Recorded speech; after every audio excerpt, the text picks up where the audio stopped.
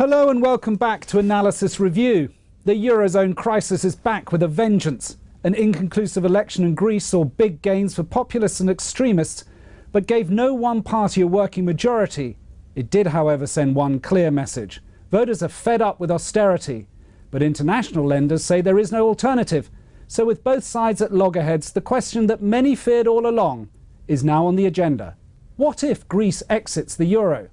With me to discuss this are Peggy Hollinger, FT leader writer, and our capital markets editor, Richard Milne. Welcome to you both. Peggy, start with you. After that election result, have we moved closer to the point where we ask, is it time for Greece to go, or it's inevitable?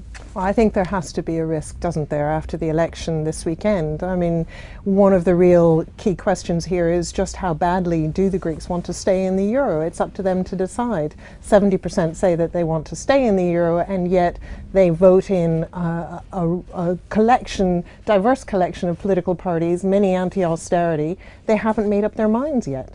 Right, but it's still, ultimately, they've got to make the decision. They have to make the decision. Yeah. It's up to them to decide. Right. Richard, it's not the first time that we've been here looking at this scenario. Is this any different?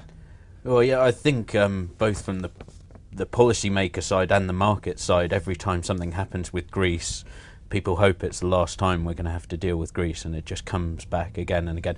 I think it is different. It's more serious. We're but reaching why? real. Why? Real is it because fatigue. it's gone political that basically now we're seeing the leadership has essentially the established leadership's lost control? I think you reached the limit in both the debtor countries like Greece and in creditor countries like Germany of what's acceptable, what's possible.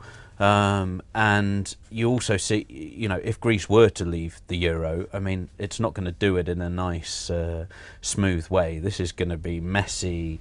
It's going to be horrible. The question is just how horrible. You could say markets have now had quite a long time to prepare. I mean, put bluntly, do they care anymore? One hears that a lot of the banks have written down their exposures to. And there is an argument that it wouldn't be as disastrous for the Eurozone if Greece exited now, as opposed to 2 years ago, when we were in a much worse state to actually deal with it. We've had 2 years to think about it. We've had 2 years to plan for it.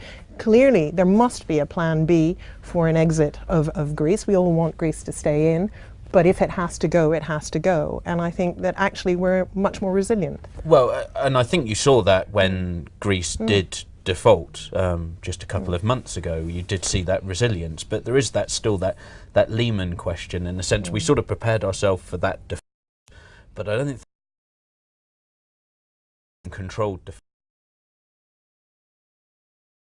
They wouldn't sort of say, well, this weekend we're going to do it. We'll just wake up one morning and it will have happened. And those kind of shocks